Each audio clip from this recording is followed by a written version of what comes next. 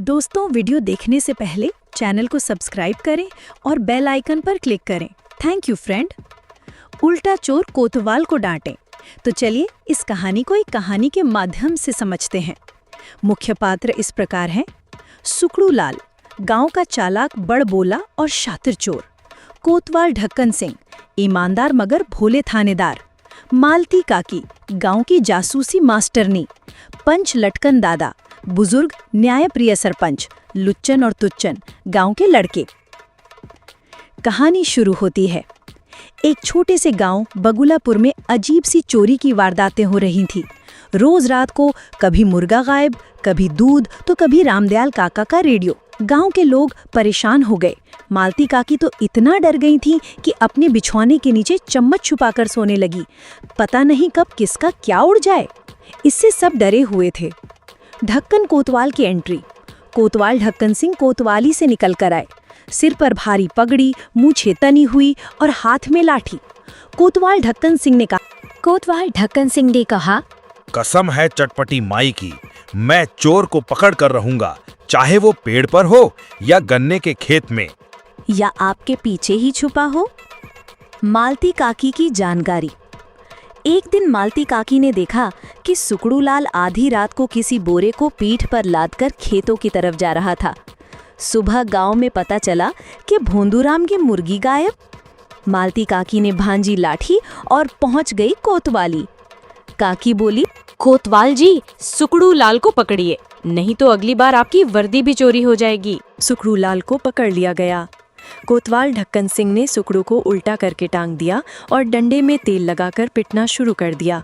कबूल कर, कहाँ रखा है मुर्गी का डेरा?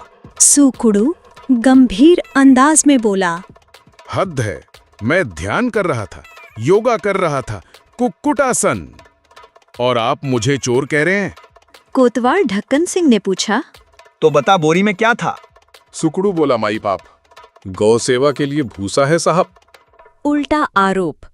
अब सुकड़ू ने चाल चली। सुकड़ू गुस्से में बोला, आपने मुझे थप्पड़ मारा, उल्टा लटका कर पीटा, ये तो पुलिसिया जुल्म है, मैं आरटीआई डालूंगा, ट्विटर पे लिखूंगा। गांव में अफवाह फैल गई कि कोतवाल ढक्कन सिंह ने निर्दोष सुकड़ू पर जुल्म किया। पंच लटकन दादा की अगुवाई में पंचायत बैठी। पंच गंभीरता से बोला, सुकड़ू बोल, क्या हुआ? सुकड़ू हाथ जोड़कर बोला, दादाजी, मैं तो गांव में गौशाला खोलना चाहता हूं, लेकिन मेरी छवि खराब की जा रही है। मुझ पर मुर्गी चोरी का इल्जाम और ऊपर से पुलिस की पिटाई।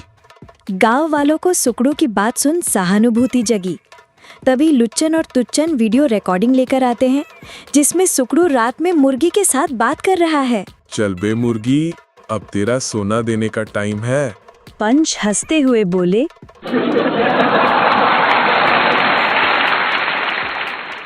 तो तू गौशाला नहीं मुर्गीशाला चला रहा था।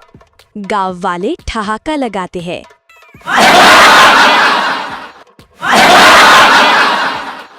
कोतवाल ढक्कन सिंह मुस्कुराते हुए बोले, यही तो कहावत है, उल्टा चोर कोतवाल को डांटे।